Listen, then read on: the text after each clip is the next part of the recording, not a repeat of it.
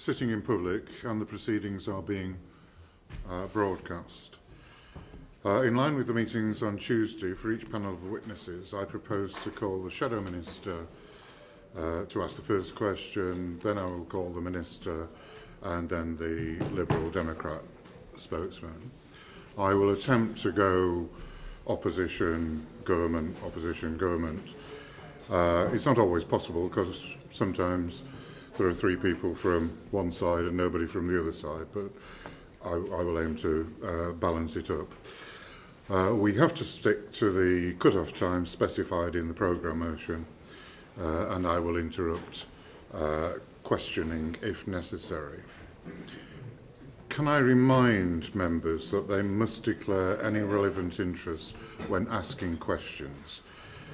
Before we start the hearing from the witnesses, do any members wish to make a declaration of interest that they have not already declared previously in connection with this bill? Members should declare and ensure interests are declared before speaking or tabling amendments. If there are no further questions or declarations, I will move to the first set of witnesses who are in their place. We will now hear the oral evidence from Claire Costello, Chief People Office of the Co-op, Helen Dickinson, Chief Executive of the British Retail Consortium, and James Lowman, Chief Executive of the Association of Convenience Stores. We have until 12:10 for this panel. Would the witnesses be good enough to introduce themselves for the record just very briefly, because we are pressed for time? Do you want to go first?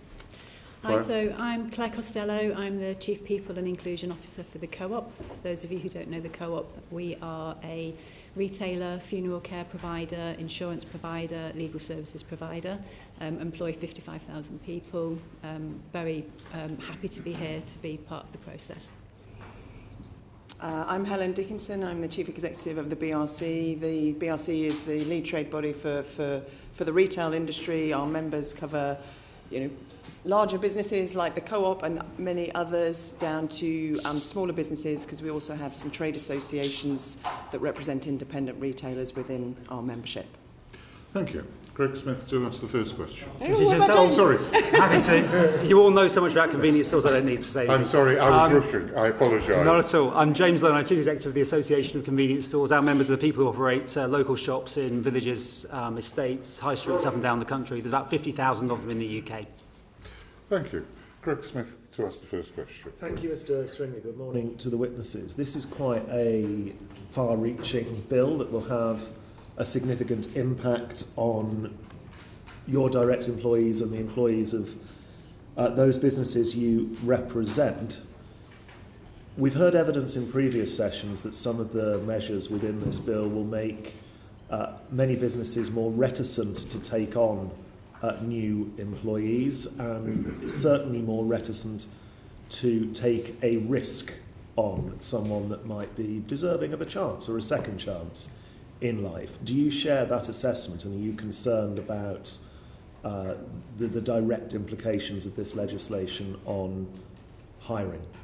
Maybe we'll start with Costello. Do you want me to go first? I think the opportunity of the bill itself we're very supportive of, as a cooperative, and being a very old cooperative at that, the health and well-being of our colleagues is incredibly important to us. So I think the principles of what we're looking to drive for here we're very supportive of.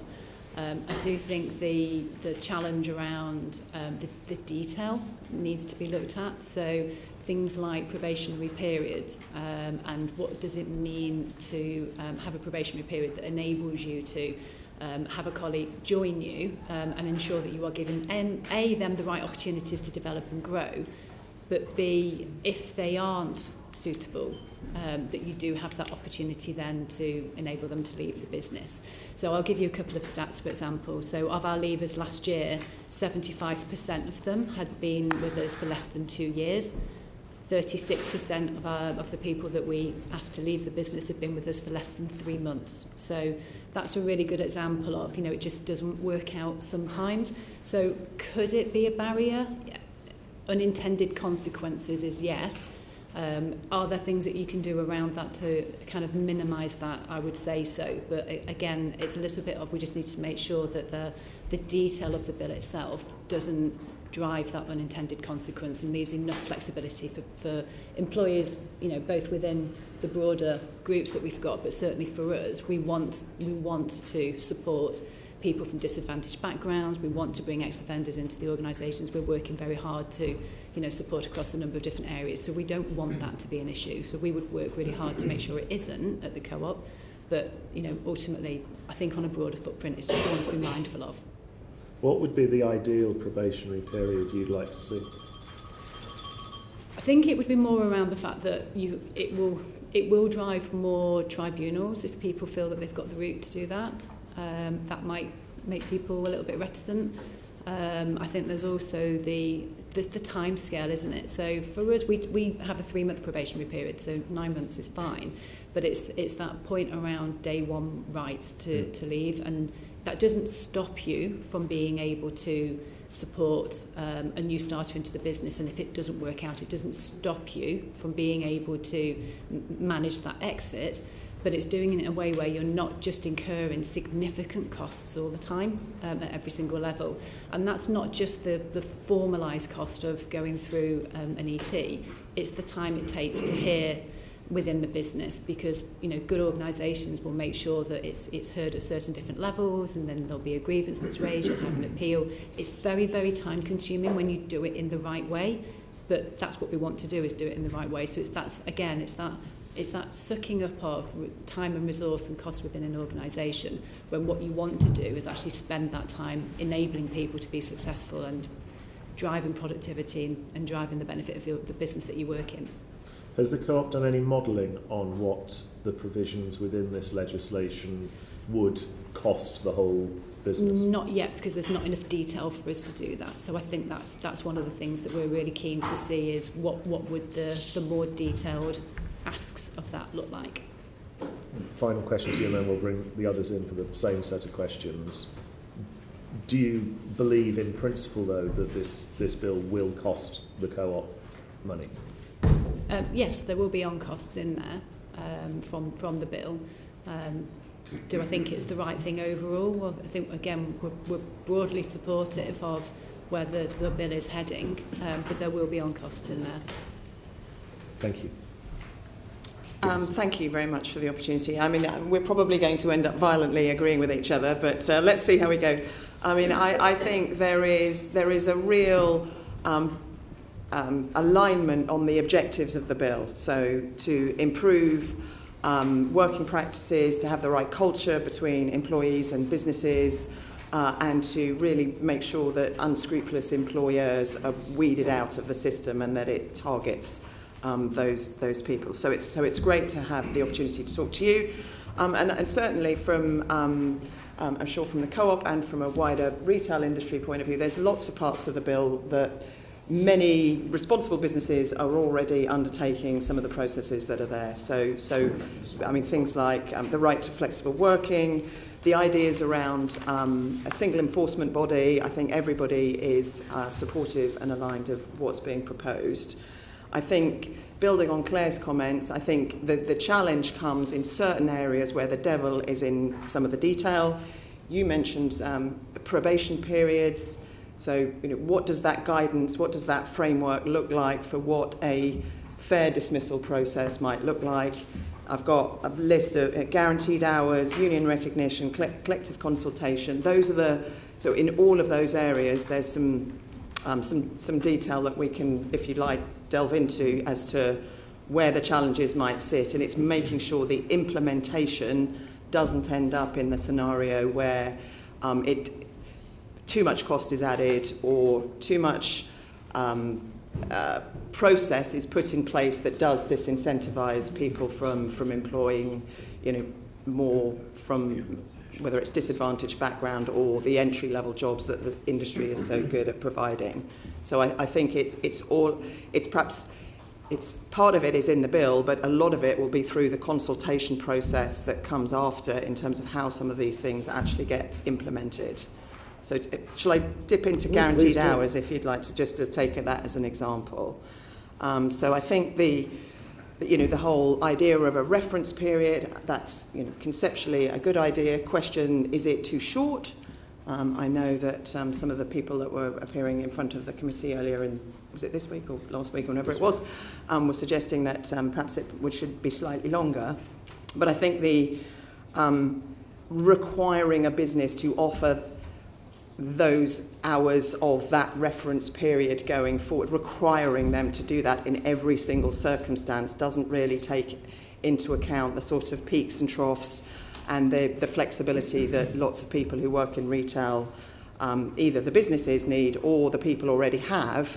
And so how the actual implementation can be framed to give people the opportunity to opt out or to have the right to request as opposed to the right to have. So I don't know, that's sort of an example of where the implementation could either be very onerous, very expensive and disincentivizing, or if it's implemented in a way that actually works for the businesses and for the employee, because a lot of people actually value that flexibility, then we can create the sort of win-win that the framework of the bill and the objectives of the bill are seeking. Okay, thank you. I agree with much of what Claire and Helen said, so for the interest of time I won't repeat that. Just a bit more of a flavour in terms of convenience stores. We do see ourselves as an exemplar of flexible, local, secure working. 98% of colleagues have a contract. With us, we use zero hours contracts, we use very, very little. About over a third of our colleagues walk to work. We are the ultimate local flexible employer, and most requests for flexible working, whether in a formal framework and legislative framework or not, are agreed to, because if you have good people, you want to keep them in the business, you want to accommodate what are usually other responsibilities they have, which are often about care for children or for older relatives. In terms of the specific point you asked about, talking about probationary periods and so on, and those early rights, 84% of people who work in our sector have been there for more than 1 year, and most people who've been there for that period of time stay on. Half of people working in our sector have been there for more than 5 years. So actually we have a longevity of employment. But there's a spike of people who move on quite quickly because it's not right for them, and that it might be seasonality, of course, that could cause that. But I think there is a particular challenge when we're talking about encouraging our members, as we do, to look at bringing in people from maybe typically underutilised backgrounds, whether that's care experienced people, ex-forces, ex-offenders. And we produced a document on behalf of the Retail Sector Council last year, looking at those opportunities for those people. And I think that, but for everyone starting the business, there is always a chance it just doesn't work out. It doesn't transpire that is the job for them. And so sensible probationary periods, I don't think actually had to be too long, but sensible probationary periods to allow that to play out without undue risk to the employer. Because the final point I'd make in response to your question is that in an independent business in particular, and we represent some large businesses as well, but 71% of convenience stores are independent operated. The person running the business is the finance director, the buying director, the marketing director, the operations director, and the HR director. There is no specialist resource that's being called on. So additional processes to manage someone leaving the business are particularly burdensome for those smaller organisations who don't have people like Claire and her colleagues to help them through that always. Final question from me, very briefly. There's been a lot in the media, I've seen it in my own constituency, around workers in retail, in convenience stores, facing some very unacceptable abuse, and shoplifting is particularly problematic in many places at the moment.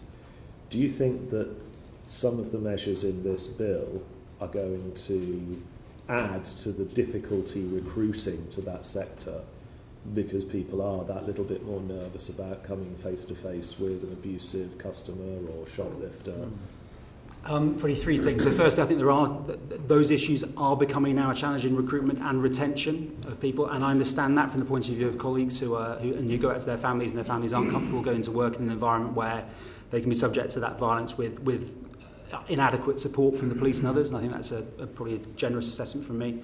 There are particular provisions in this bill related to employers taking all reasonable steps around preventing harassment, and that concerns our members because, as they see it, they are the victims. Them and their colleagues together are the victims of crime, and then having to have responsibilities with 15 million customers a day use convenience stores for how those 15 million people might behave. And so that needs to be very carefully brought out in guidance and regulations as to what those reasonable steps are, because it'd be quite unfair to put further burdens on businesses already the victims of crime. I don't believe that the provisions in this bill would in themselves make it harder to recruit on that basis, other than what we talked about there, perhaps with some of those, particularly where there's a higher risk appointment and and retailers being less comfortable making that appointment due to the difficulties of them moving that person on if it was the right thing to do. So I don't think the provision, apart from the harassment, I think is an angle on that, but I think that the provisions in the bill themselves wouldn't make markedly worse what is quite a challenging situation with recruitment. Thank you. Thank you. Minister. Mr. Stringer, good morning, everyone. I think, as a number of other witnesses have spoken already, you're generally supportive and positive about the impact of this bill. Do you feel that this is something that will help raise standards across the board and create that level playing field that we're trying to achieve? As an employer, we're really pleased to see that it will level up. There's a lot of things in here that we already do. We're delighted to have really good relationships with our trade unions. The access to rights on day one from a flexibility point of view we've done for a lot of years. I do think it would be good to see that level of levelling up across. But I'll hand over to my peers here because they speak on behalf of the industry, whereas I speak on behalf of an organisation itself. I mean, I think the answer to the question is as long as we don't end up with unintended consequences for responsible businesses. So, I think there's sorts of examples that we've already highlighted, and I'm sure we can, find some more. If the goal surely has to be to ensure that the detail of the measures is firmly targeted at the unscrupulous, and that is good for everybody because it does level the playing field and get rid of poor practices, which I think everybody here would be 110% aligned behind. But I think at the moment the risk is in certain parts of the bill and in, how, depending on, there's obviously a very open and sequenced consultation process. So really how that process, the adequacy, the collaboration, the ability of sort of unions, employers, and government to work together to make sure that we don't end up with those unintended consequences is like the most critical thing. So I'm sorry to say depends, but I think the answer is depends. Okay. I would agree with that. I think it does depend. And just to give you a flavour of how flexibility works in our sector, a lot of changes to shift patterns are colleague to colleague, often through apps or through WhatsApp groups or whatever it might be. That's the reality of how shifts change. Yeah. And it's often one of the people who's working shifts is often the owner of the store themselves. So it's very much something they're doing with with those colleagues. And I think it's really important that the bill, in wanting to codify and formalise some of those rights, which I think is good, is fine, that it doesn't remove some of that flexibility and informality, which is part of what gives flexibility on both sides. And one of the reasons we have great staff retention in our sector, because people want those local jobs where they've got that flexibility, it fits in with their lives. So I think that it's really important that in framing regulations and guidance that we deal with things like how businesses can respond to late changes in availability. And often there are circumstances where you're completely beyond our control. There could be massive delivery disruption, for example. Extreme weather changes the realities of running a store. And so to help, and sickness as well, which we may come on to. Those factors are particularly challenging in a small store where, in a large store, if you've got 16, 17, 18 people working there, if you're one person down, that's a problem.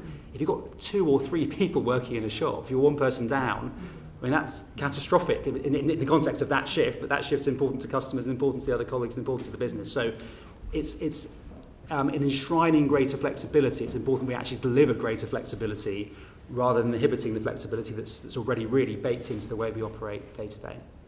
Okay, thank you. A specific question for Claire now. You've said that a lot of the things in the bill are things that you do already. Could you expand on why these are things that you've done above and beyond your legal requirements already? Is it about improved worker well-being, retention, productivity? What are the sort of benefits that you see from taking these steps? All of the above. So, I mean, we pride ourselves really on being as forward-thinking as we can be. There is always an affordability in there, but what we tend to do is listen very clearly to our colleagues. We work really closely with our unions as well, and we've focused on areas where our colleagues have told us it's important to them. So if I look at the bill, for example, the bereavement policy, that and that piece of it, we built that in. We worked with Crews, who are a charity who are particularly significant in that sector. And have done something that's pretty unique in terms of supporting. So, for example, the bill, I think, is a great development for the industry or for industries as a whole.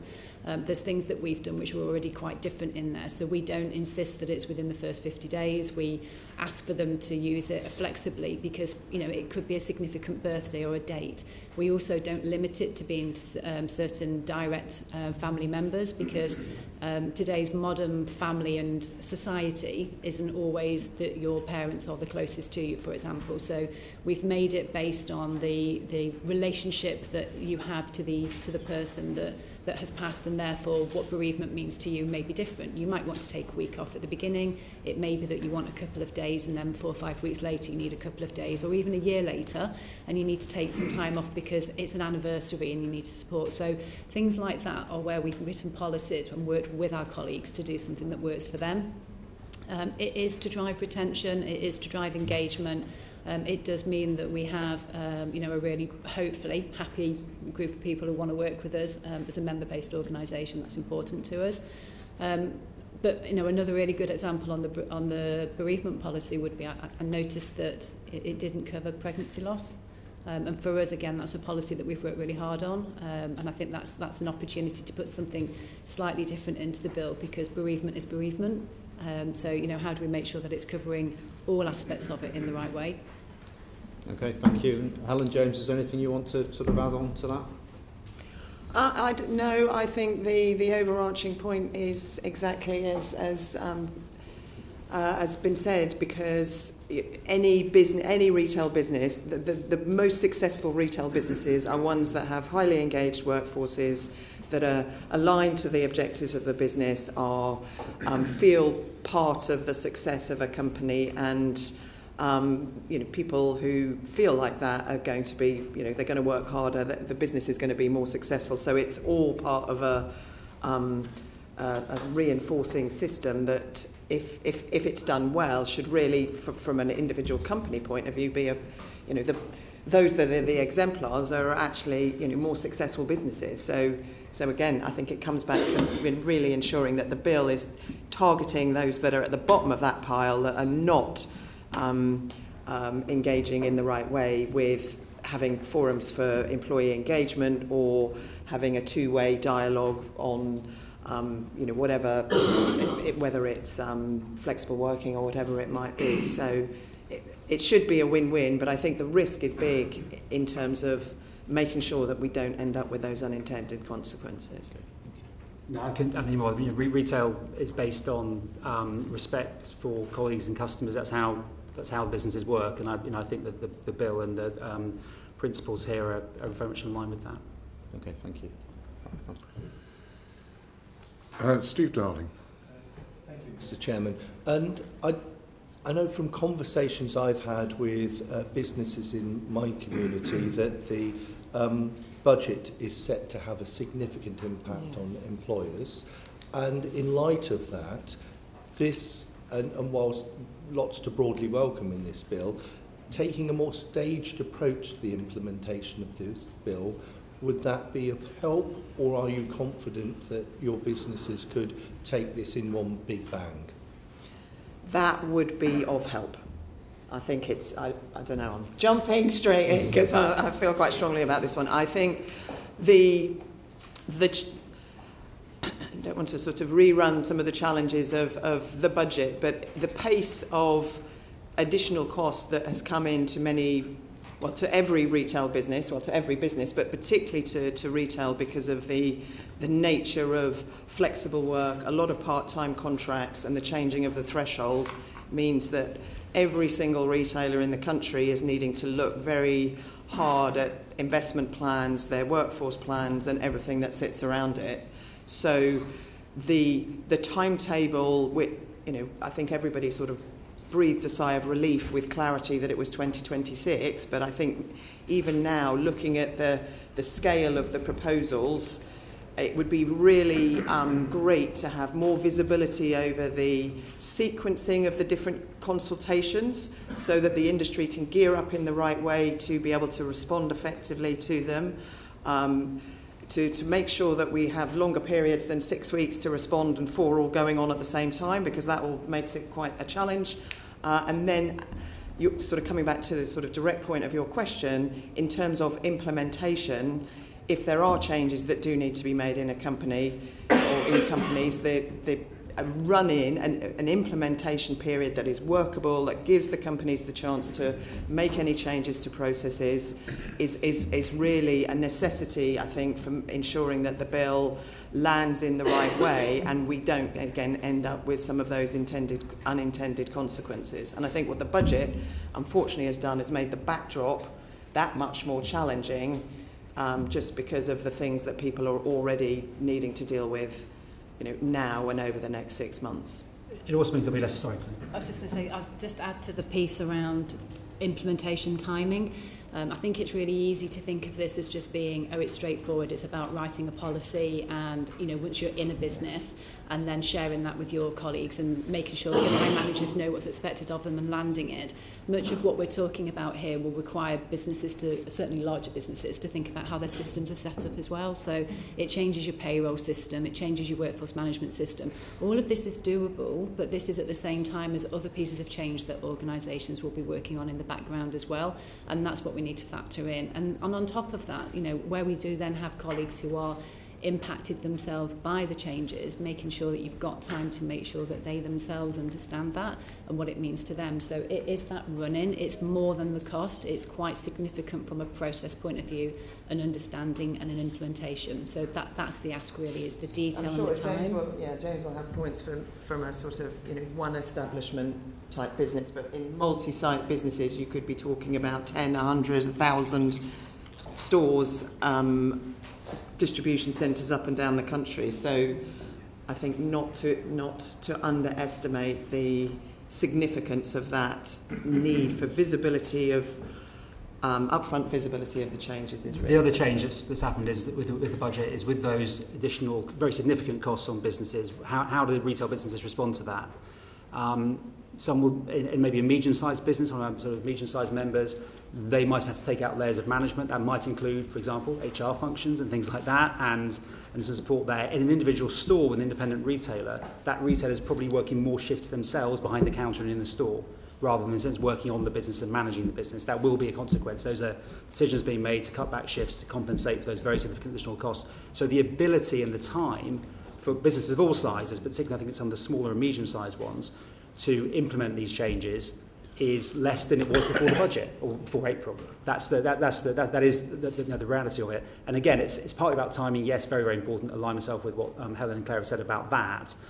But it also makes it even more important that the guidance and regulations are absolutely right, so that those already increasingly and additionally stretched businesses are not spending more time in employment tribunals, in having to deal with complex interpretations with their colleagues, or that they're struggling to fill shifts and they're having to work more hours themselves.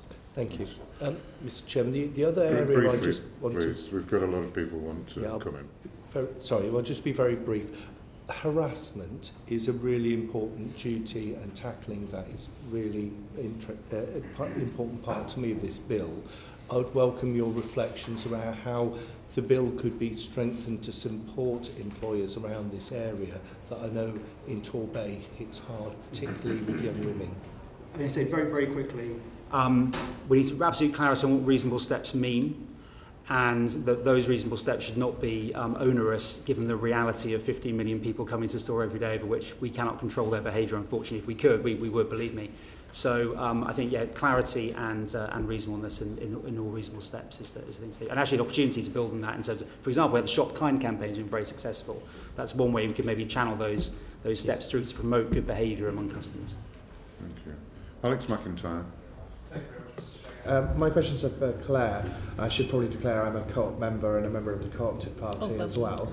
But you mentioned in your evidence about having a positive relationship with your unions, and I was an employment lawyer before I came to this place advising businesses up and down the country.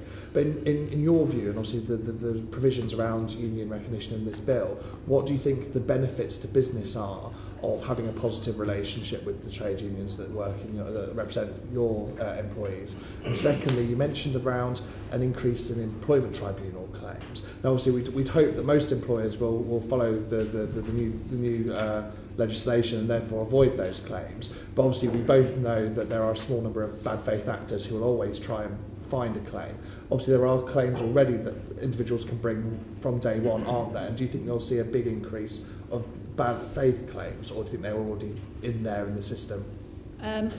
So if I take the point about unions first, I think the point that we have with the strong relationship with the union is that it means that you can work in a very collaboratively challenging way together. Don't get me wrong, we are not without having our difficult conversations, but that's the point, isn't it? That a healthy relationship is like a healthy marriage. You don't just give up on each other. You have those very difficult conversations with each other and you face into looking for solutions. And I think that for me is the key word. It's looking for solutions. So having very progressive relationships means that you can talk about the direction of the business, what you need to do, and work together on finding solutions. And that's what we've found with our relationships. It's not always easy, but it's absolutely the better way of going forwards.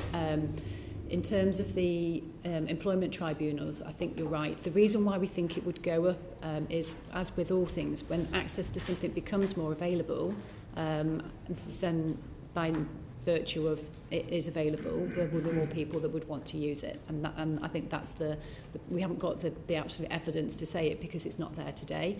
But the reality will be, if you can take your employer to court, why wouldn't you? There will be more individuals who would wish to do so. And it's more, I think we've said before, it's the clarity around it and making sure that we understand what reasonable looks like, what the steps are that would be expected. And it's more the onus of extra work that's going to bring in to each of the areas. And like I said, we do follow all of the processes, very strictly, but we try to make sure that we have a very fair and open conversation with all of our colleagues. And the challenge will always be, you cannot make everybody happy all of the time. Peter Bedford. Mr. Stringer. Mr. Costello, earlier you mentioned some statistics around those leaving your organisation quite early on after starting. I just wondered if you could reflect on the impact on productivity of the day one rights and the probationary period.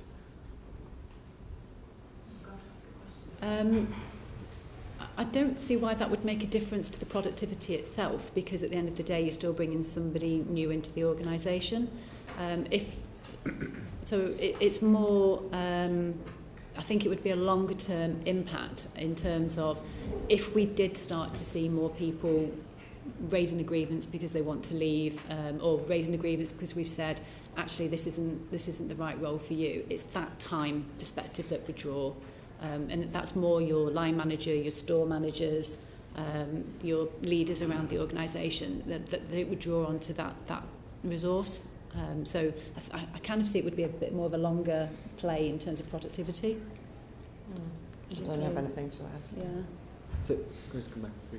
Would you say, though, that longer term, so if you have more employees raising more grievances, it takes up more staff time, more managers' time? Absolutely. And therefore would have a detrimental Absolutely. impact on productivity? And I think that's what James was referencing as well, when you think about the smaller stores as well within the convenience sector. But for us, it absolutely is the time that it takes for line managers, for regional managers, and don't forget, we're not just a retail provider. So you know, it would be within our funeral homes when actually we should be out looking after clients at the most difficult times in their lives, insurance organisations as well as legal services. So it's across the whole organisation for us. But yes, it's the management time, the line management time that goes into following these processes and doing them well and making sure that everybody is having the right hearings that they should be having. It is a time-consuming process. It's right, because absolutely we want to make sure that everybody has a fair hearing and that the right decisions are being made for the right reasons, but it is time-consuming, and that's the concern. Thank you. Alison Hume. Oh, thank you, Mr. Stringer. A question for Mr. Lowman. I'm just interested, do your members guarantee hours, provide reasonable notice of shifts, or make some payment when they cancel shifts at short notice? And if not, what do you think the effect is on their employees, i.e., you know, do they struggle to pay their bills? So, by and large, there would be we do set out shifts. We do have clear shifts that are worked to. It would be rare that one got cancelled at short notice. I mean, convenience stores, fundamentally, we're open those hours. We need to fill those hours. It would have to be something pretty extraordinary that could lead to a cancellation. Something could be, for example, a massive disruption to delivery. So bringing in extra colleagues to deal with delivery, that then gets cancelled, and so that work isn't there for them to do. But even that is relatively rare. So we do provide a consistency of hours. It's more common, actually, that the challenge is dealing with sick leave and then having to fill shifts and additional shifts coming in. And that's where you might get some later changes and later notice, because that person's phoned in sick that morning, so you need to fill the shift that morning. You need to have that person in the store, or worst case, the store couldn't open. But again, a lot of that is done colleague to colleague in terms of filling those shifts. And in terms of the impact, we certainly, there's a whole range of people working in our stores. Some for whom it's a second income in the household, but for many it is the first income in the household, and so it's very important that we provide that local, flexible, secure work to people. And you know, in many ways, this bill is enshrining and codifying things that are already common practice in our sector. Sarah Gibson. I just wanted to ask, I mean, my constituency has an enormous number of what I would call small or even micro businesses, be those sort of the obvious retail and hospitality, but also in terms of innovative manufacturing. And I was just wondering whether you thought that we've mentioned the fact that this is some of these things are quite onerous for very small businesses where there's only 3 or 4 members of staff. Would you consider that there was any advantage, or is there any scope for some exceptions to some of these rules for businesses of under a certain size? I think that we probably don't support the idea of exemptions. We think that the right should be whoever you work for, and we don't want small businesses to be cast as less good employers and have less protections for their colleagues. However, I do think that the guidance needs to be applicable and usable for businesses of all sizes, and the guidance and regulations can't be drafted from the perspective of what's your HR director going to do, what's the machine of the business going to do, when that is not the reality. For the vast majority of businesses in this country, it's going to be much more driven by those individuals having those conversations. So to encourage that flexibility and clarity, but practicality in terms of those conversations. So I think with good guidance and regulations, there shouldn't be a need for exemptions, and we don't want small businesses to be viewed in any way as worse employees. I think in many ways they often have advantages to be better employees. Thanks. If it's a very brief question and brief answer, Michael Wheeler. Yeah, and thank you for your evidence so far to our panel. Just to circle back to guaranteed hours, whilst I appreciate that in the sector flexibility is of value, if the hours are there in the business, regularly being worked, would you not agree that it demonstrates that there is a need for those hours in the business to be worked, and therefore in the interests of fairness and financial security for members, should those hours not be guaranteed for those workers, for those employees? I think, again, it comes back to how.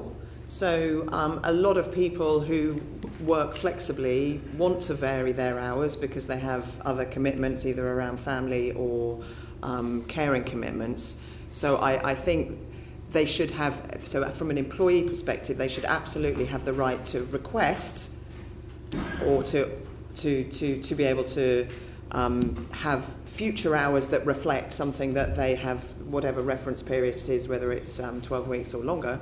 But if the regulations end up requiring that reference period and by definition the employer to have to offer whatever that was to the employee by just by process, you're going to end up when you've got sort of peaks and troughs, both around peak trading periods or around employee other commitments that they might have, that you're going to end up in a sort of continual process from the company's point of view of changing people's hourly patterns, every 12, all the time for lots of different people. And when you've got multiple locations and tens of thousands or hundreds of thousands of employees, I think it could be quite difficult. So I think we're absolutely agreed on the principle. The question is how you implement it, and so is there a way to implement it that gives the employee the right to request rather than putting the onus on the company to put in a whole load of process that actually at the end of the day might not actually be what the employee wants. Order. I'll have to bring this session to an end there. We've run out of the allotted time, and sadly there were some members of the committee who didn't get the opportunity to ask the questions that they wanted to. But can I thank the witnesses for the time they've spent with the committee this afternoon now. Thank you very much.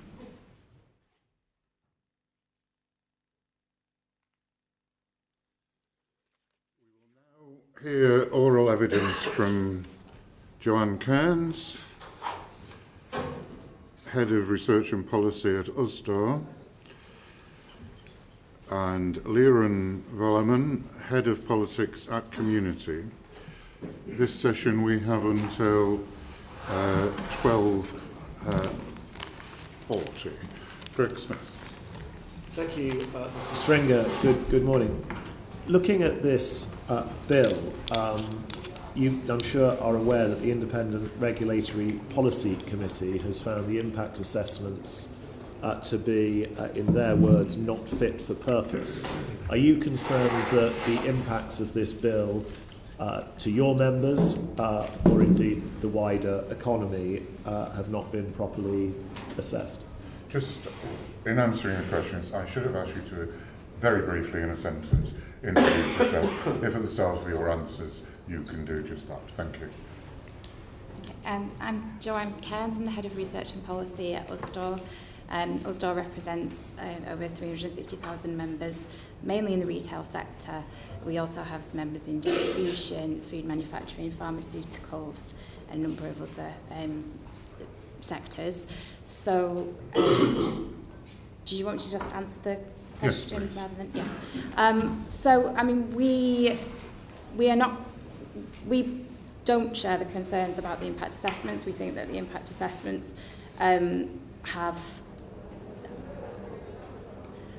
we think that the impact assessments demonstrate the impact of the bill. There are obviously areas that need further clarification that will be looked at through consultation.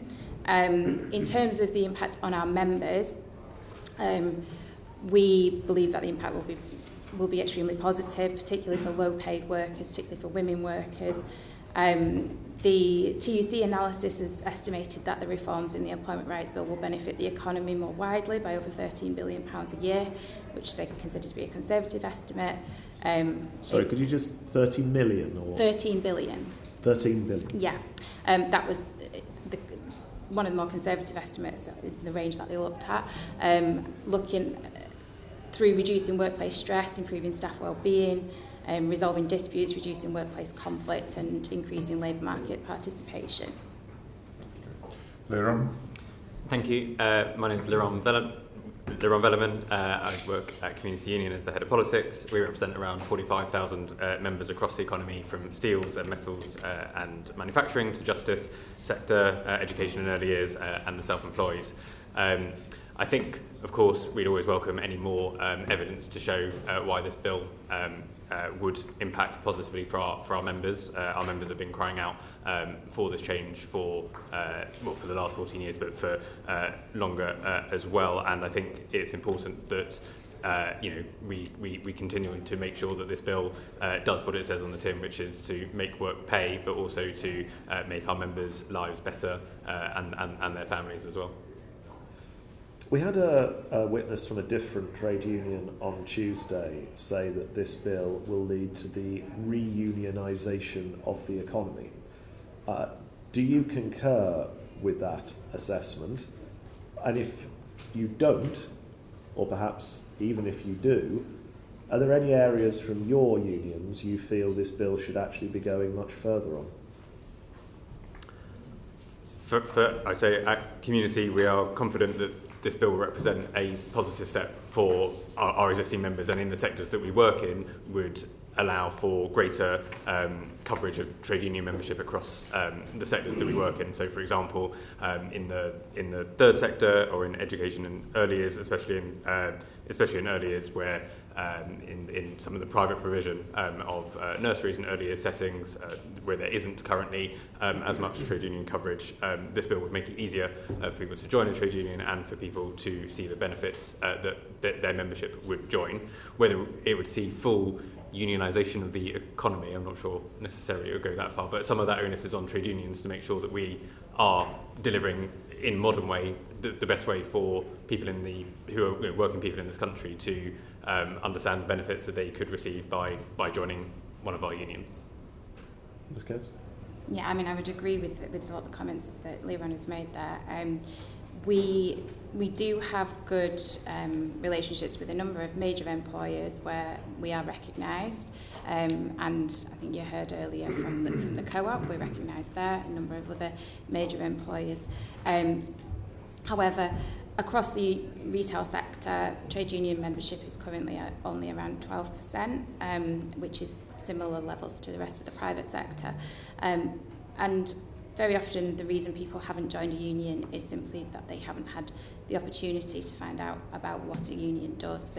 Nobody's ever asked them to join a trade union. So we think that the rights that the Employment Rights Bill will bring in around access to workplaces will be particularly important, and also simplifying the statutory framework around recognition, which is currently extremely burdensome and makes it very difficult for trade unions to gain statutory recognition, particularly with larger employers. Minister. Good morning. One of the issues this bill's trying to tackle is the level of insecurity at work. Could you just explain a little bit about how the current framework impacts your members in terms of insecurity? Across the whole economy, precarious employment is a major issue. There's clearly a need for policy intervention in the labour market. TUC estimated that 1 in 8 people are in precarious employment, and that's risen by 1 million people since 2011. It's risen nearly 3 times faster than secure employment has, and that's certainly backed up by what we see with our members as well. Living standards have fallen quite significantly, and the impact of insecure work on our members is significant. 40% of our members tell us that they've missed meals to pay their bills, 73% can't afford to take time off work when they're ill, 15% struggle to pay their bills every month, and more than half of our members have told us that financial worries are having an impact on their mental health. We also know the level of statutory sick pay and the 3 waiting days for statutory sick pay is an issue of major concern for our members, along with having contracts that don't reflect the hours that they normally work. So we do welcome the government taking action in those areas. Thank you. Steve Darling. Thank you. I've just got one short question to you, which is about how do you see this bill impacting on productivity for the United Kingdom, please? I think this bill should represent a positive impact on productivity. Our members, especially following on from Joanne's previous answer, when people are in insecure work, they're worried about whether they are going to lose their job tomorrow, whether they will, lose some of the benefits, lose their pay, not have the security of what shifts they will be working, and so tightening up lots of parts of employment legislation that's currently on the statute books should give workers extra confidence that they'll be able to then be happy at work, they'll be able to work more flexibly, representing what is the current state of the economy, rather than keeping to how things were, and that should in totality reflect in greater productivity for businesses as well as for individual workers. Lawrence Turner. Thank you very much, Chair. And perhaps just for context, in respect to the previous question, the record shows that reunionisation of the economy was language put forward in a question by the shallow front bench, not in an answer from a witness. But my question for you was, the bill covers part of the Make Work Pay agenda. Are there other measures from that Make Work Pay document from earlier this year that you think should be included in this bill? To answer that, this bill clearly represents, as I've said before, a great step forward in improving workers' rights. For some of our members, this bill in some ways represents a bill for employees' rights rather than an employment rights bill. Our members in the self-employed sector are looking for rights and protections to reflect the nature of the work that they do. In the next steps to Make Work Pay document that's clear, suggestions that there will be greater rights and protections for self-employed members, but for us that is a clear priority that we would like to see as part of this employment rights bill to fully grasp the current employment landscape of this country. And secondly, there's also a point around the consultation on new surveillance technology in the workplace. Clearly, technology in the workplace is one of the biggest current benefits to lots of our members and to businesses, but is also one of the biggest challenges as well, thinking about the new world of work and making sure that workers understand and can be trained on and get to grips with technology in the workplace, surveillance or otherwise, is really, really vital to ensuring that they have the best rights and protections at work. And so those two things would be our strong priorities for the bill. I think for us, one of the key areas, which I've already mentioned about statutory sick pay and the removal of the 3 waiting days and removal of the lower earnings limit, which are extremely important and will make a massive difference to a lot of low-paid workers. However, the government committed to strengthening statutory sick pay, and what we would like the level of statutory sick pay to be looked at. Because it's well documented that the current level of statutory sick pay is below what people can afford to live on. And it's currently, if you earn the minimum, the national living wage, you earn only around a quarter of your salary if you're on statutory sick pay, which does have a significant impact on low-paid workers. That said, the 3 waiting days is extremely important and as I say, will make a big difference. Also, in respect of the right to guaranteed hours, which again we very warmly welcome, it's just very important that the way that it's implemented covers as wide a number of workers as possible. The commitment from the government was that everyone would have the right to a contract that reflects the hours that they normally work.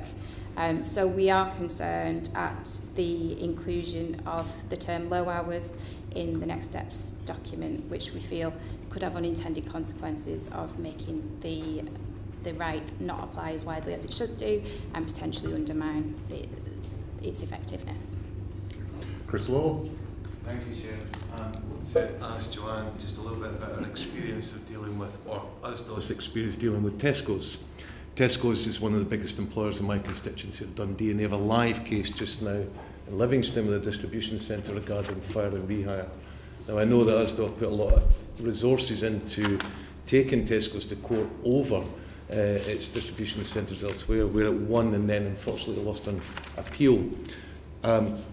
In our attempt to ban fire and rehire, do you think it's reasonable within the framework of this bill where there's a clause in it which allows basically a get out of jail free card?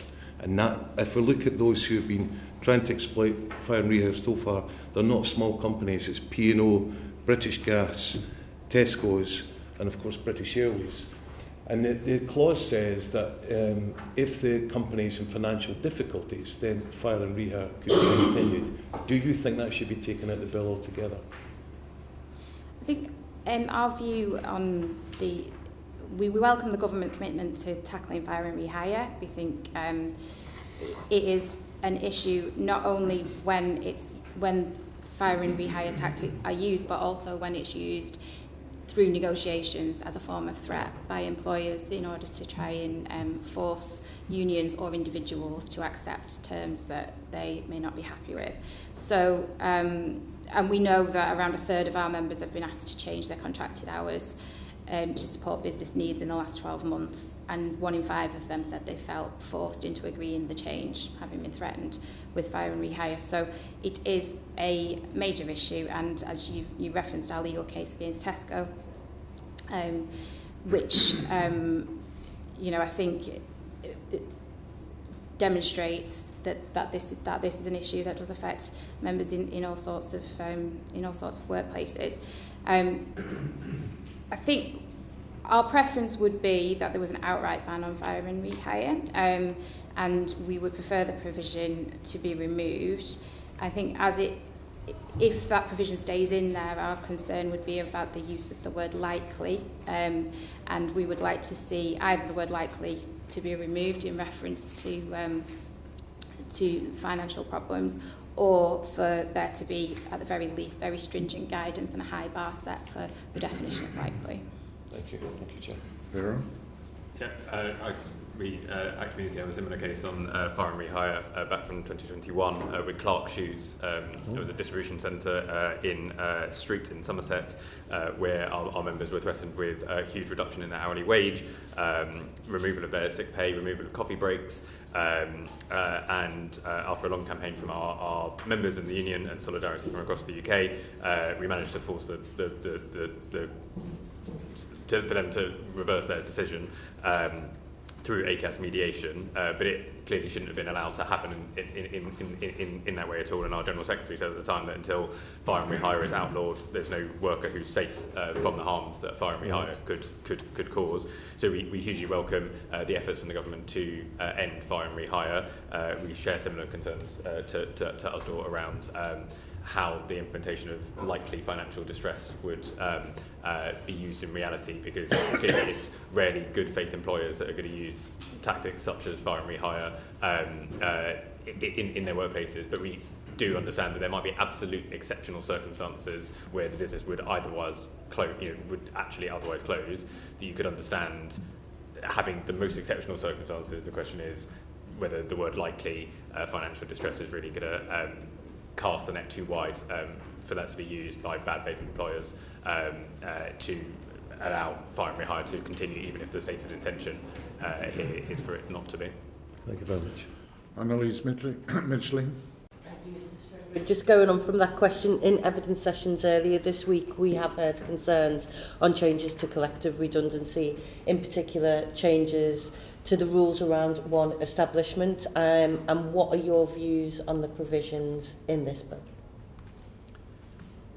We rarely deal with collective redundancy on multiple establishments other than a few establishments, but I think it's relevant for the committee to understand that collective redundancy isn't always a huge battle between employers and unions where it gets into the news that it's a massive fight between the ex-employer and this union and they're just going to fight to the death over something.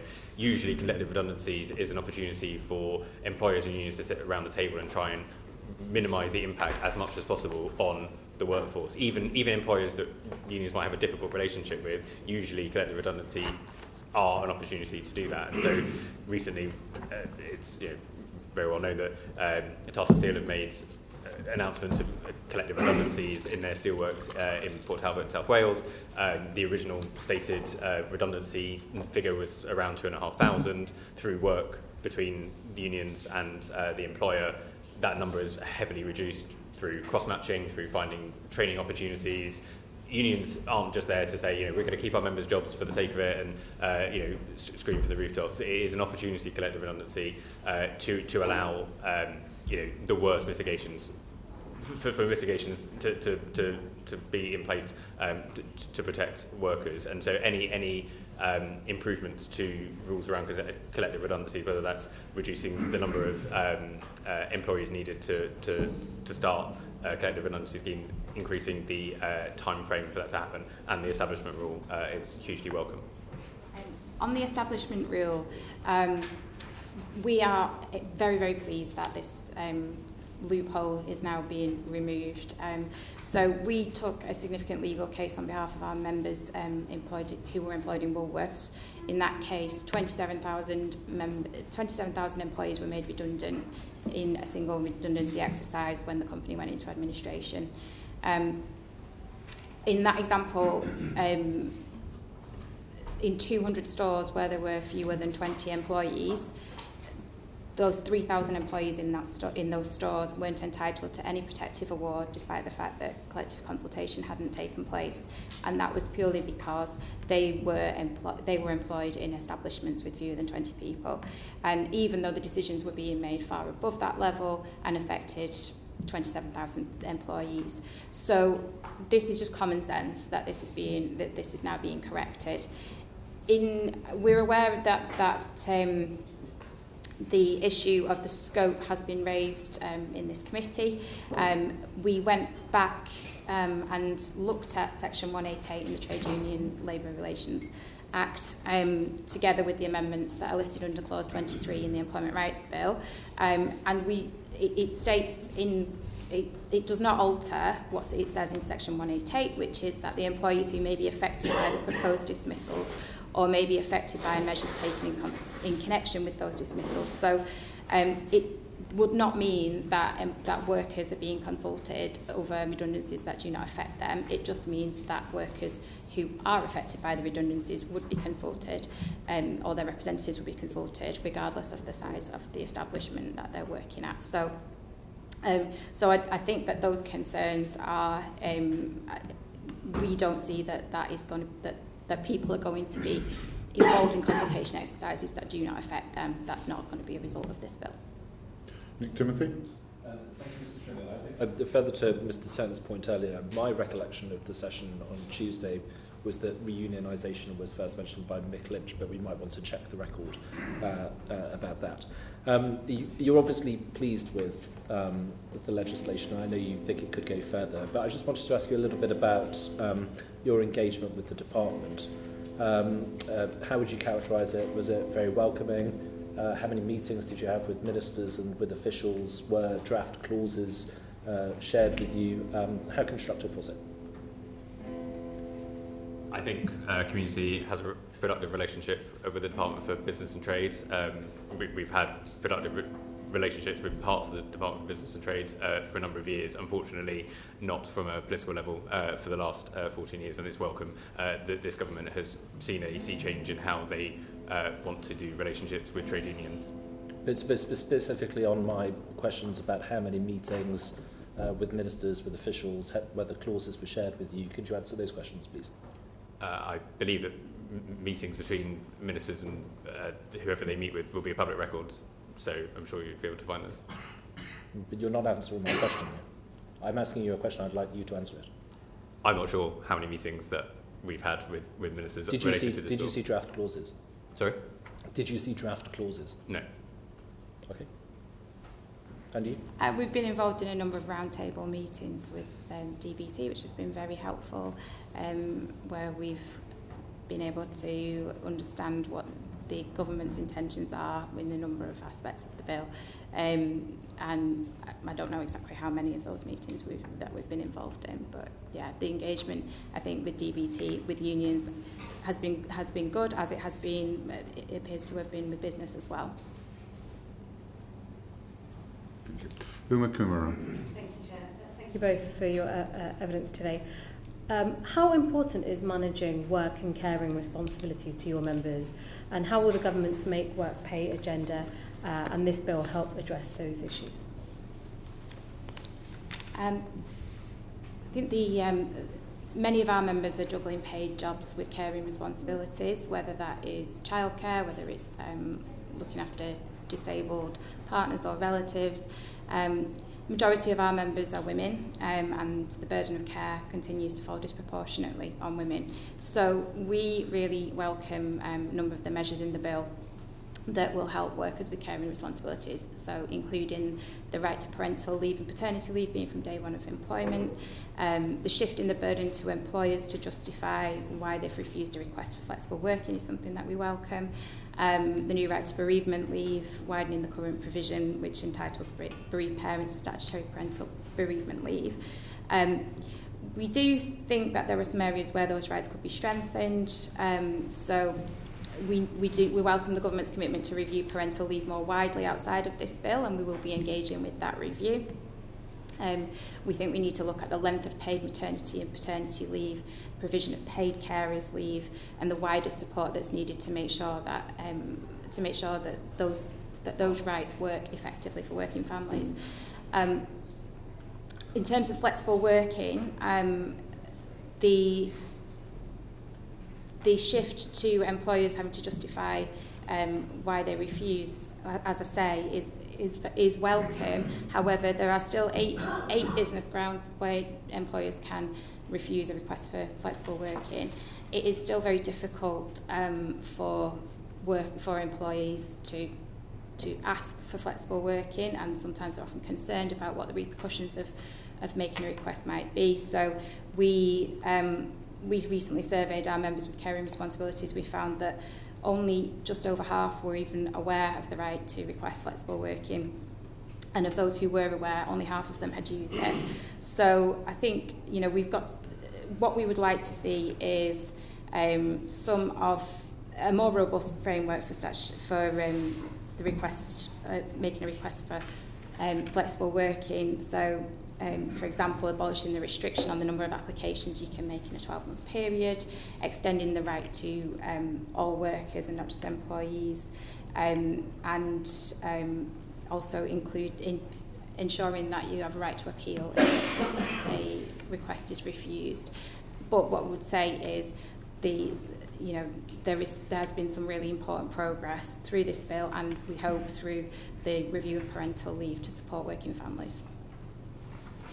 I don't want to repeat things that Joanne has said, but just a couple of small points. I think the importance of it being a day one right around flexible working is so important. So many people, when they start a new job, they then work out, okay, well, how am I going to balance this with my caring responsibilities? If you say you can't, make that request for the first 6 months, and you really, really struggle to work out how you're going to, make sure your kids are picked up from school, or how you're going to, deal with your elderly parents, you might find a very not great way of dealing with it. But the request to then do that 6 months down the line is quite difficult to then turn around to your employer and do it. To be able to do that day one and say, this is what I want to give to this, new employment that I've just received, but this is the world that I exist in, and these are the other responsibilities that I have. How can we best make that work? Is so much better to be able to do that as a day one right, and we know that our members will see a huge benefit of that, especially if they move to a new workplace.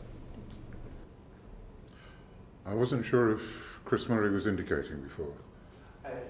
No. If there are no further questions, then can I thank the two witnesses for attending today. Thank you very much.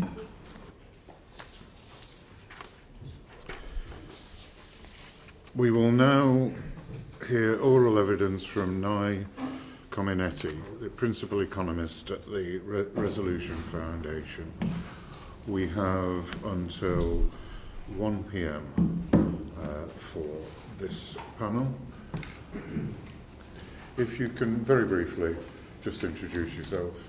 Yes, of course. Hello, everyone. Thanks for inviting me along today. I'm Principal Economist at Resolution Foundation. We're a think tank based just down the road. Our mission is to improve living standards for families on low to middle incomes, and as part of that, we research and write about the labour market along with various other issues, and have been interested in the employment reforms since they've been underway. Thank you. Greg Smith. Thank you, Mr. Stringer. Good afternoon. No, we're still... Yeah, afternoon. Good afternoon.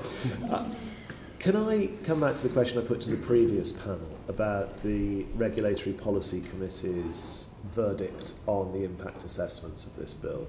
I'm confident that the Resolution Foundation would have looked at this, unless you shout me down instantly, and done some research around it. Do you share some of the assessments that the Regulatory Policy Committee came up with on this, including their not fit for purpose on 8 of the impact assessments of this bill? Sorry, is the question, was the impact assessment fit for purpose, or the regulations themselves fit for purpose? The Regulatory Policy Committee have said that 8 of the impact assessments within this bill, the separate columns, were not fit for purpose. Do you think that this bill has had the tyres kicked hard enough on it before it's come through to where we are now, having had second reading and in Public Bill Committee?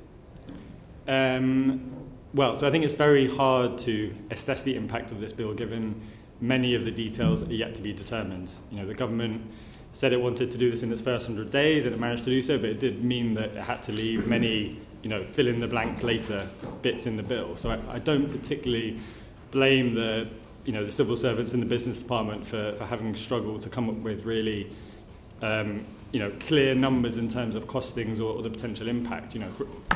For example, on the right to a regular contract, the impact on business will depend on how low is defined in terms of the qualifying threshold that workers have to reach. It'll depend on how businesses have to go about making the offer to workers. It'll depend on how regularly those offers have to make, which is the reference period. So, in light of all those unknowns, it's very difficult for the department to have come up with firm numbers. I think they, in the end, said 5 billion, didn't they? Yep. And it's just so hard to know whether that's a good or a bad number.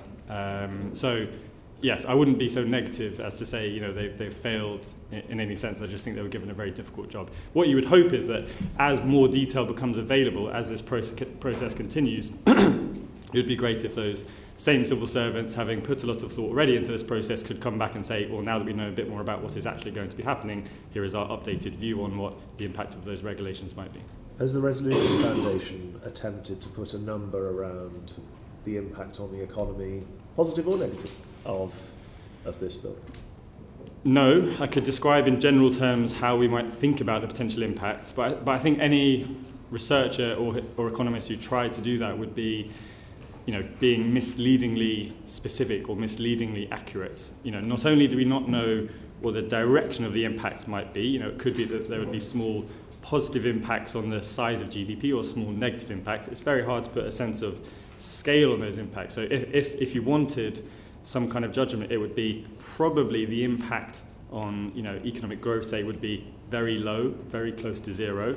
My expectation is possibly negative, but that's an incredibly hard judgment to reach because you can point to things in both directions in terms of positive and negative impact. So I think it's very uncertain. That doesn't mean we shouldn't be going ahead with these reforms, I think is the important point to make. We shouldn't be only pursuing reforms where we can say, the impact on GDP will be X, even if, not very confidently. One of the first things this bill should do is improve working lives for workers, and it may be that we can't put a monetary value on that, or there's no associated impact on GDP. But for me, that is the main and first reason why many of these reforms should be undertaken. Do you have a view on whether this bill will ultimately, and I appreciate the caveats you'll probably put around it given your previous answer, ultimately ballpark result in more jobs in the economy, the same number or fewer? The same number would be my best guess. What do you base that on? Well, so internationally, we can draw scatter plots of the employment level in a country and the extent of employment regulation, and basically those lines come out flat. You've got some countries with very high employment and very high levels of regulation, and some countries with lower employment and higher regulation. So there's no clear relationship in terms of employment levels across countries, and that is confirmed by the OECD. They've done lots of quite detailed work looking into the impact of periods where countries have either rode back on reforms or expanded reforms. What we do see in the employment data is that when you beef up the reforms around making dismissals for individual or collective workers, what you tend to see is lower hiring rates So the rate at which workers move around the economy would probably slow down if you make it massively or significantly harder for employers to fire workers. And that gives rise to potential implications for productivity growth. Now, I still think those effects would be small. And when the OBR, let's say in a year's time or 2 years' time, comes to start putting these numbers into their forecast, I expect those numbers would be very small indeed. But yes, my expectation would be the employment level, very, very, narrowly lower, if anything. To give you some sense of scale, the OBR said we think the employer NICS bill is going to be about £25 billion. They said that would lower the employment level in this country by 0.2%.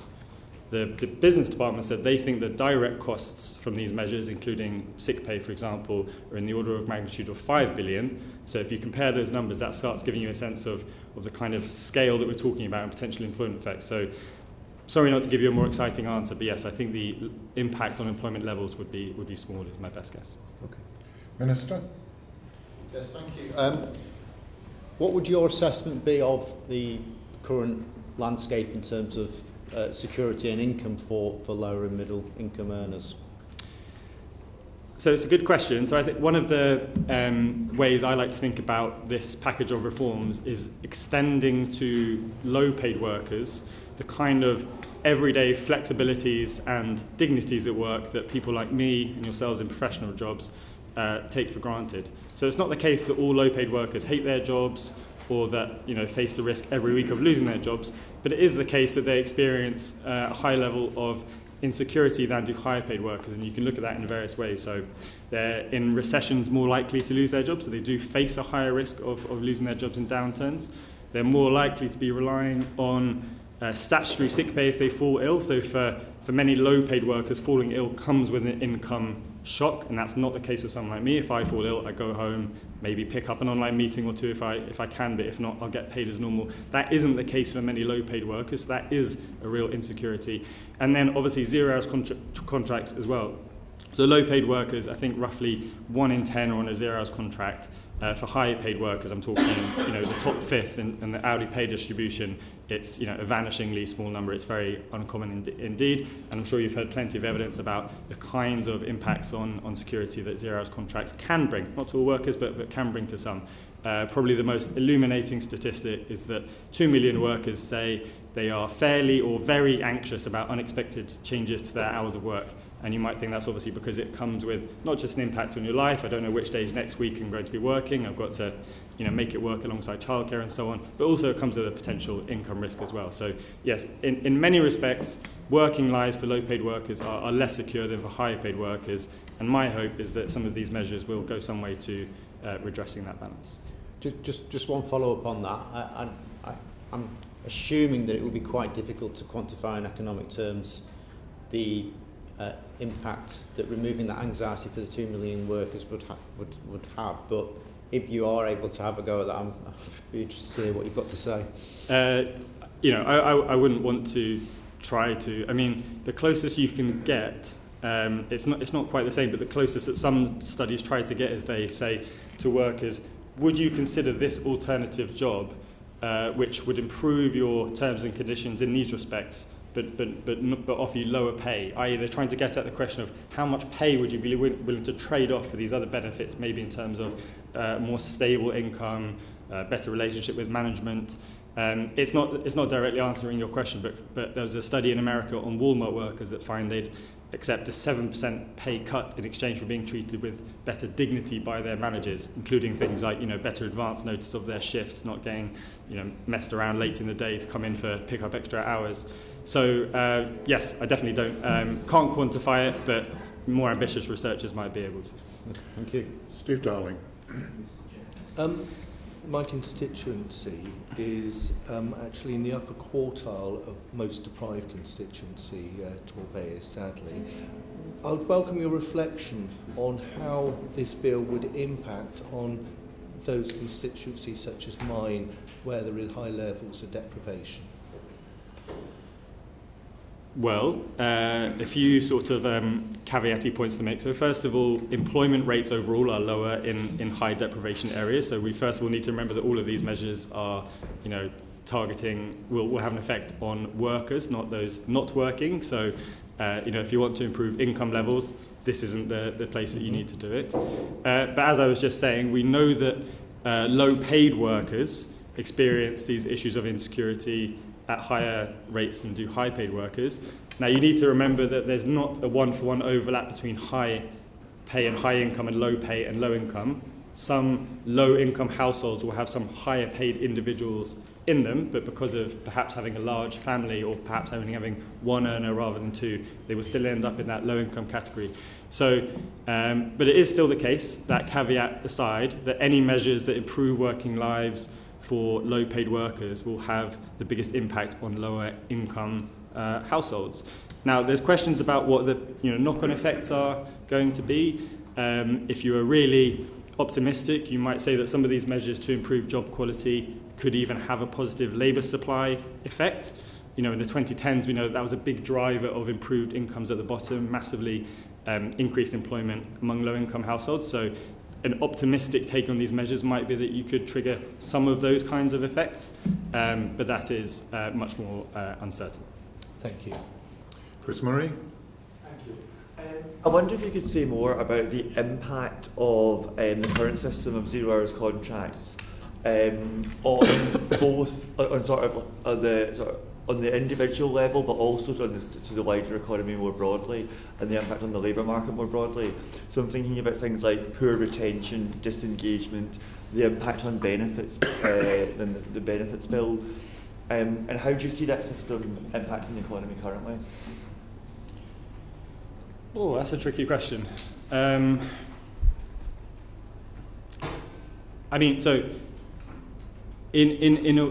So I mainly think of measures to tackle 0 hours contracts as smoothing, if these measures are put in place effectively, as smoothing the income of these individuals rather than necessarily raising their level of pay. You might have knock-on impacts on the level of pay if workers have better outside options, are more able to bargain for pay increases, can more readily shop around for jobs. But I think the first effect you would hope to achieve by these measures is smoothing pay, so taking away that volatility week to week. I think there's plenty of evidence that households, that's the element of these kinds of jobs that households most struggle with.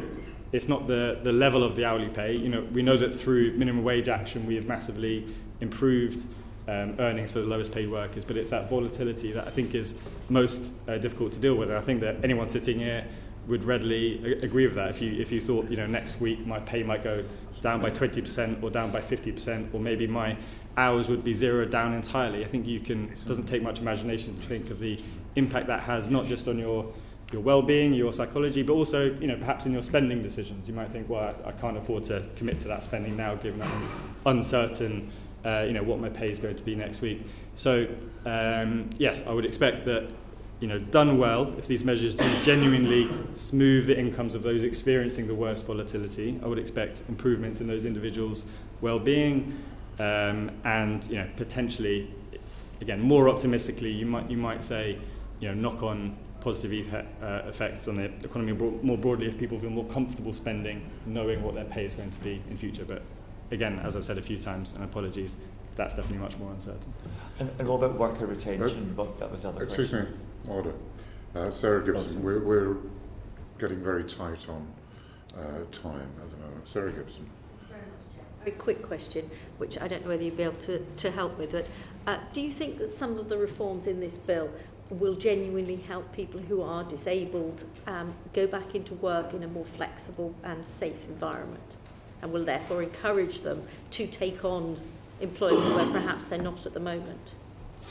Yeah, I think the bit of the bill that most obviously addresses that would be the right to request flexible work, and that's being strengthened, as I'm sure you know, that employers now have to give a justification for saying no. So I think I think when you look at surveys of workers with disabilities or elderly workers, that flexibility is something that very often gets mentioned in terms of something that might have helped them stay in work. If you allow me to do a second point, I think surrounding all of these measures, and in fact surrounding our employment sort of framework more generally, questions of enforcement and worker power are kind of sitting there to the side, but they're absolutely crucial. There are many existing rights which workers have on paper, which, because our enforcement systems, I would say, are fairly weak, especially compared to other countries where the state does more of the job of enforcing these rights. It means that people don't necessarily experience, in reality, the kind of entitlements that the law says they should have. So, in a world where, workers gain this strengthened right to flexible work, that means little if they, for example, look at the employment tribunal system delays and think, well, that's an impossibility. There's no point fighting my employer over this. I'm never going to win that, or I can't spend the next 2 years waiting to win that. So I think, yes, if we also resolve some of those existing problems about people's ability to actually enforce their own entitlements. Lawrence Turner. Thank you very much, Chair. Cominetti, I was struck in the impact assessments by the statements that a number of the costs, but maybe particularly more benefits or potential benefits of these measures cannot currently be quantified. And there are, of course, well-advertised problems with UK labour market statistics at the moment. I was just wondering, realistically, what more could government do in respect of future measures to better capture the full range of costs and benefits associated with employment law? So you're right. Labour market statistics are not currently in a good place. The Office for National Statistics' labour force survey is in the doldrums in terms of response rates. So if you wanted to increase the resources going into that, I would welcome that as a researcher. Realistically, many of these knock-on benefits are incredibly hard to estimate. So personally, I think we have to accept a world where we say, we know that workers are going to benefit in terms of well-being from some of these measures. I don't think you need to put a monetary value on those to say it's worth doing personally, but I know that's not necessarily the way that government and departments think about these things. In terms of the costs, so businesses will be saying, if you do this measure, I will have to reduce hiring by this. I think really just moving from relying on what businesses say, and obviously, I know that many businesses will be engaging with these processes in good faith, but the history, for example, if you look at the minimum wages for businesses to say, if you raise this cost, that will have dire consequences, job losses will look like X and Y, and then in the end that doesn't turn out to happen because businesses find ways to adapt. Now, that doesn't mean that's going to happen again this time. There's no guarantee that you can keep, pulling off the same trick of raising labour costs and not triggering an impact on employment. But I think, looking for evidence on what has actually happened in response to similar changes in the past or in other countries, rather than relying on what businesses say, might be a better guide. But that might be a controversial take. Chris Law. Thank you, Chair. I'm sure you welcome some of the changes that proposed to statutory sick pay. But I wanted to ask you, one of the key problems with it and what's missing is actually the level of sick pay. Yeah. People still go to work ill because it's simply not enough. £116.75 averages 18% of an average weekly wage at the moment. That's half from when it was introduced in the 1970s, and it's the lowest of all of the OECD countries. Would you like to see put into this bill a threshold by which it is measured so that we can get statutory sick pay? It stops people going to work when they're ill. Thank you very much for the question. I was hoping to get the chance to talk about sick pay specifically. So I think that's one area where the government has kind of gone halfway to addressing an area of insecurity. So by removing the lower earnings limit, that's great. So the lowest earners, mainly women working few hours, they will have access to SSP now. That's excellent. Removing waiting days is an important change as well. It'll no longer be the case that you have to wait 4 days to receive anything. And as you'll know, most people who are off sick for a few days with a cold, that's a 1 or 2 day situation. That's not a week. So those measures are good, but what they do is extend very low level of coverage to more workers. We haven't resolved the fundamental problem, as you say, that if SSP is what you rely on, which is the case for a majority of low-paid workers, you're still going to face a very serious income shock if that's what your employer ends up paying you when you do that. Now, I think raising the level of SSP comes with a much bigger cost. So first of all, it would be employers that would pay it, and then the government would face a decision about whether to reimburse perhaps small employers facing the largest costs, as has happened in the past. So I think because it's a more costly measure, that's why the government hasn't done it. I would hope that they would have it on their list to come back and address this soon, because, as you say, it remains the case that for our low-paid workers, falling sick means earning less and facing an income shock, and I don't think that's right. And I think you can either look at high-paid workers who don't experience that shock, or you can look at the vast majority of rich countries who set in place a statutory minimum much higher than what we have in the UK. That's not the case in the US, but in almost all European countries, not even just, the Norway, the Scandinavian countries that we look to as, the far end of the scale in terms of welfare state provision, but in the vast majority of countries across Europe, their sick pay system is much more generous and offers much more protection to workers than does the system in the UK. So yeah, that remains a glaring, unaddressed problem. I would agree. Thank you. Order. I'm afraid that brings us to the end of the time allotted for the committee to ask questions of this witness and for this sitting. Can I thank you very much for coming along this afternoon and answering the committee's questions. That brings us to the end of this session. The committee will meet again at 2 o'clock this afternoon here in the Boothroyd room to continue taking oral evidence. Can I ask the government to move the appropriate motion? The question is that further consideration of the bill be now adjourned. As many as are of that opinion say aye. Aye. To the contrary, no. I think the ayes have it. The ayes have it. Order.